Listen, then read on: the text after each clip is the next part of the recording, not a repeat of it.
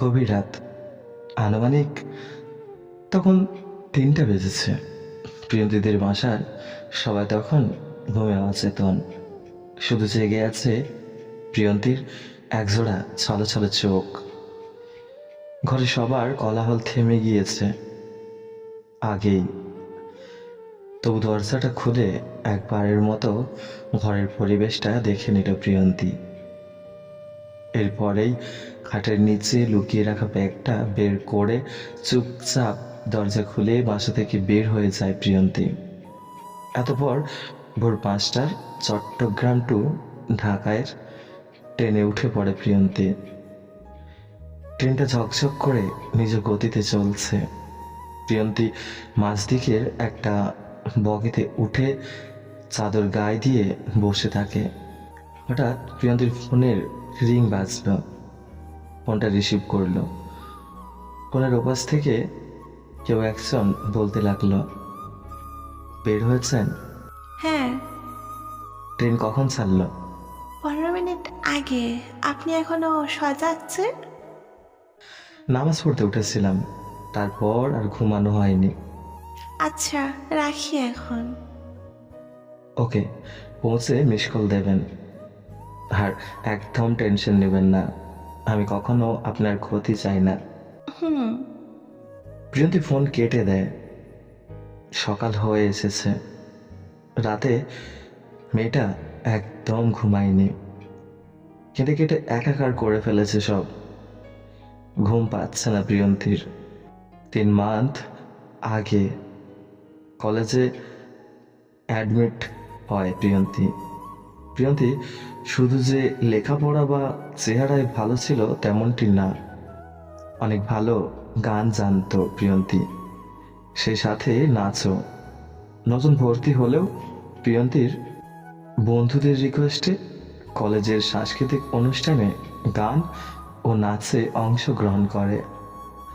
রাতে খুব জমজমাটভাবে কলেজের অনুষ্ঠান চলতে থাকে। প্রিয়ন্তীকে অনুষ্ঠান শেষে কেউ একজন ডাক দেয়। এই যে শুনুন, জি। আমি অভি। এই এলাকায় অনুষ্ঠান দেখতে আসলাম। দারুণ নাচেন তো আপনি, অসাধারণ। জি, থ্যাঙ্কস। আপনার নামটা? প্রিয়ন্তী। নামটাও দারুণ, আর আপনি মানুষটাও দারুণ। অভির কথা শুনে প্রিয়ন্তী লজ্জা পায়। মেয়েটি এর আগে কখনো ছেলেদের সামনে দাঁড়িয়ে এত কথা বলেনি। তারপরও নিজের এত প্রশংসা শুনে মোমের মতো গলে যায় ওর নরম মন। আচ্ছা ভাইয়া, আমি এখন আসি। আপনার ফোন নাম্বারটা দেওয়া যাবে মিস? আমি ফোন ব্যবহার করি না। ও আচ্ছা, এটা রেখে দাও, এতে আমার নাম্বার আছে। এই বলে অভি নিজের অফিসিয়াল একটা কার্ড তুলে দেয় প্রিয়ন্তীকে। অভি যথেষ্ট স্মার্ট ছেলে আর ভালো জব করে, সেটা তার কার্ড দেখে কিছুটা বুঝতে পারে প্রিয়ন্তী। হয়তো প্রিয়ন্তীরও অভিকে অনেকটা ভালো লেগে যায়। 2 দিন পরে প্রিয়ন্তী অভিকে ছোট্ট একটা মিস কল দেয়। অভি সাথে সাথেই কল ব্যাক করে। মিস প্রিয়ন্তী, এতদিন পর মনে পড়লো আমাকে। কিভাবে বুঝলেন মিস কলটা আমি দিয়েছি? বুঝি তো, মনে টান থাকলে বোঝা যায় সব। তো কেমন আছেন মিস? ভালো। এভাবে শুরু হয় অভি ও প্রিয়ন্তীর প্রেম। অভি মোটামুটি ভালো একটা জব করত, আর প্রিয়ন্তীকে প্রায় ভালো রেস্টুরেন্টে নিয়ে খাওয়াতে পারত। তাছাড়া সম্পর্কের 2 দিনের পরেই প্রিয়ন্তীকে ফোন গিফট করেছিল। প্রিয়ন্তী হুট করে লাইফে এত কিছু পেয়ে সবকিছু স্বপ্নের মতো ভাবতে লাগলো। চলতে থাকলো দিন, এগোতে থাকলো ওদের সম্পর্ক। এদিকে প্রিয়ন্তী ফেসবুকে নিয়মিত থাকতো আর নিজের ফিলিংসগুলো সবার সাথে শেয়ার করত। মাঝে মাঝে পরিচিত কয়েকজনের সাথে টুকটাক কথা বলতো। একদিন অচেনা আকাশ নামে কেউ একজন রিকোয়েস্ট পাঠালো প্রিয়ন্তীকে। প্রিয়ন্তী কি ভেবে যেন অ্যাকসেপ্ট করে রিকোয়েস্টটা। এরপর নিজেই মেসেজ করে ছেলেটিকে, কে আপনি? আমি অর্ণব। আপনার প্রোফাইলে চোখের পিকটা দেখে ভালো লাগলো, তাই রিকোয়েস্ট দিলাম। ও আচ্ছা। একটা কথা জানতে পারি? জি বলুন। চোখটা কি আপনার? হ্যাঁ, কেন? কিছু না, এমনি। Okay bye. এরপর মাঝে মাঝে দুজনের ভেতর টুকটাক কথা হতো। অভি অবশ্য নিজের ব্যস্ততার কারণে প্রিয়ন্তীর ফেসবুক চালানোর ব্যাপারে তেমন নিষেধ করতো না। এক সময় ওদের ভিতরও খুনসুটি ঝগড়া চলতে থাকে। অভি কারণে অকারণে প্রিয়ন্তীর দোষ খুঁজত। প্রিয়ন্তী অভির ভিতরে অনেক পরিবর্তন লক্ষ্য করে। ইতিমধ্যে প্রিয়ন্তীর পরিবারও অভির সাথে প্রিয়ন্তীর সম্পর্কের ব্যাপারে জেনে যায়। প্রথমে কিছুটা রাগারাগি করলেও পরবর্তীতে অভির পারিবারিক অবস্থা ভালো জেনে রাজি হয় ওদের সম্পর্কে। কিন্তু একদিন ফোনে, আজ তোমার একটু সময় হবে? না, আজ অনেক ব্যস্ত থাকবো। কিছু বলবে? থাক, এমনি। অভির ব্যস্ততার কথা শুনে প্রিয়ন্তী একাই মার্কেটে চলে যায়। কিন্তু সেখানে হঠাৎ একটা জিনিস দেখে থমকে দাঁড়ায় প্রিয়ন্তী। নিজের চোখকে বিশ্বাস করতে পারে না প্রিয়ন্তী। অভিকে সেখানে আরেকটা মেয়ের সাথে শপিং করতে দেখে। হাত ধরে চলছিল দুজনেই। প্রিয়ন্তী দূর থেকে কল দেয় অভিকে। কোথায় তুমি? অফিসের কাজে অনেক ব্যস্ত, পরে কল দিব। এই বলে অভি কল কেটে দেয়। প্রিয়ন্তী যা বোঝার বুঝে ফেলে। এদিকে বাড়িতে প্রিয়ন্তীকে জিজ্ঞাসা করে অভিকে বিয়ে করবে কিনা, নয়তো আরেকটা ভালো পাত্র আছে তার সাথে বিয়ে ঠিক করবে। প্রিয়ন্তী অভিকে বিয়ে করবে না বলে জানায়। মানসিকভাবে ভেঙে পড়ে ও। তাতে ফেসবুকে অচেনা আকাশ মানে অর্ণব নক করে প্রিয়ন্তীকে। কেমন আছেন? কোনো রিপ্লাই নেই। আবারও মেসেজ দেয়, এবারেও নো রিপ্লাই। অর্ণবের মন খারাপ। প্রিয়ন্তী রোজ অর্ণবের মেসেজ সিন করে রেখে দেয়। প্রিয়ন্তীর পরিবার প্রিয়ন্তীর আরেক জায়গায় বিয়ে ঠিক করে ফেলে প্রায়। প্রিয়ন্তীর কিছু বলার থাকে না। নাম্বারটা অনেক আগেই পাল্টে ফেলেছে। অভি প্রিয়ন্তীর সাথে যোগাযোগের চেষ্টা করেছিল দুই একবার, এখন আর তাও করে না। এদিকে প্রথমে ভালোবাসায় হেরে গিয়ে প্রিয়ন্তী সিদ্ধান্ত নেয় বিয়ের আগে সুসাইড করার। কিছু অবুঝ মেয়েরা হয়তো এমনই হয়, আবেগকে সহজে আটকে রাখতে জানে না ওরা। একটু কিছু হলেই নিজের ক্ষতি করার কথা ভাবে। শেষবারের মতো ফেসবুকে ঢুকে প্রিয়ন্তী। হঠাৎ ইচ্ছা হলো অচেনা আকাশ আইডির ছেলেটাকে শেষবারের মতো মেসেজ দেওয়ার।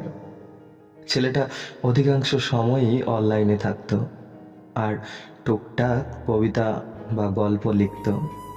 চলে যাচ্ছি চিরদিনের জন্য, ভালো থাকবেন। একদম চুপ, উল্টাপাল্টা কোনো কথা বলবেন না। আপনার নাম্বারটা দিন, কুইক সম্ভব না। প্লিজ, একবার জাস্ট কিছু কথা বলবো। প্রিয়ন্তী নম্বর দেয়। অর্ণব সাথে সাথেই কল করে প্রিয়ন্তীকে। কি হয়েছে আপনার? বাসা থেকে বিয়ে ঠিক করেছে। আর বয়ফ্রেন্ড? অন্যের সাথে সম্পর্ক করেছে। দেখেন, আপনাকে চিনি না, জানি না, কিন্তু আপনার খারাপ কিছু হবে সেটাও ভাবতে পারছি না। আপনি এভাবে জীবনটাকে নষ্ট করে দিতে পারেন না। আপনি বাসায় বোঝান কিংবা বিয়েটা করে ফেলুন। সম্ভব না। ওই লোকটাও ভালো না, টাকা পয়সা দেখে বিয়ে দিচ্ছে। ও, তবে আপনি ঢাকায় চলে আসেন, পরে আপনার পরিবারকে আমি বুঝাবো। আমার বিশ্বাস করতে পারেন প্লিজ। অসম্ভব ব্যাপার। অসম্ভব বলে পৃথিবীতে কোনো কিছুই নেই। আমি আপনার ব্যাপারটা দেখব। ভোরের ট্রেনে চলে আসুন। এরপরেই প্রিয়ন্তী সুযোগ বুঝে রাতের আধারে চলে যায় বাড়ি থেকে। ট্রেন থেমে যায় আর প্রিয়ন্তীর ঘুমটাও হঠাৎ ভেঙে যায়।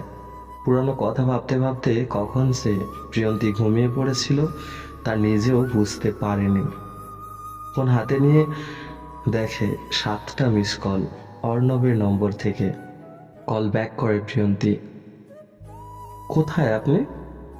ট্রেনে এসে গিয়েছি সম্ভবত। নামুন, আমি স্টেশনে দাঁড়িয়ে আছি। ওকে। প্রিয়ন্তী ভয়ে ভয়ে ট্রেন থেকে নামে। একটা ছেলে এগিয়ে আসে প্রিয়ন্তীর দিকে। চলুন ম্যাডাম, আপনার জন্য এখানে অপেক্ষা করছি 1 ঘন্টা থেকে। আপনি অর্ণব? হ্যাঁ, কোনো সন্দেহ আছে? না মানে, আমায় চিনলেন কিভাবে?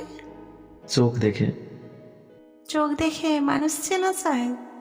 আমি তো চিনলাম, আমি যে তোমার চোখের প্রেমে পড়েছি। আমায় বিশ্বাস করতে পারো প্রিয়ন্তী, কখনো ঠকাবো না তোমাকে। এসব কি বলছেন আপনি? অল্প দিনের পরিচয়ে তোমায় অনেক ভালোবেসে ফেলেছি, আর সেটা তোমার চোখ দেখে। কি হয়েছে অতীতে সব ভুলে যাও। তোমার মনের কর্নারে একটু ঠাঁই কি দেওয়া যাবে? কেঁদে ফেলে প্রিয়ন্তী। এই মেয়ে, কাঁদছো কেন? হ্যাঁ, মাকে বলে এসেছি কালো ফর্সা দেখার বিষয় না, বাসায় আজ সুন্দর চোখালে বৌমা নিয়ে ফিরবো। তাড়াতাড়ি চলো তো, এখন বাসায় অপেক্ষা করছে তোমার জন্য। অর্ণবের দুষ্টু কথা আর হাসি দেখে প্রিয়ন্তী কিছু বলার ভাষা খুঁজে পায় না। আত্মহত্যার থেকে নতুনভাবে জীবন গড়ে তোলা ওর কাছে কেন যেন প্রিয়ন্তীর কাছে সেই মুহূর্তে সব ভালো মনে হচ্ছিল। তাই অবাক দৃষ্টিতে ছলছল চোখে তাকিয়ে থাকে অর্ণবের দিকে প্রিয়ন্তী। হয়তো অর্ণবের চোখে দেখতে পেয়েছিল নিজের পরবর্তী সুখের ঠিকানা। তো বন্ধুরা, একটা চোখ দেখেও যে একটা মানুষকে এতটা ভালোবাসা যায়, আজকে সেটা জানতে পারলাম। আর হ্যাঁ, আমাদের গল্পটা যদি আপনাদের ভালো লাগে, আমাদের চ্যানেলটি সাবস্ক্রাইব করুন, পাশে থাকা বেল আইকনের ঘন্টিটা বাজিয়ে দিন পরবর্তী এরকম ছোট্ট ছোট্ট গল্প পাওয়ার জন্য। আর হ্যাঁ, একটা লাইক করে কমেন্টে জানিয়ে যাবেন কেমন লাগলো। আপনাদের একটা একটা কমেন্ট পেলে আমরা মোটিভ হই নতুন নতুন গল্প বানানোর জন্য। ধন্যবাদ।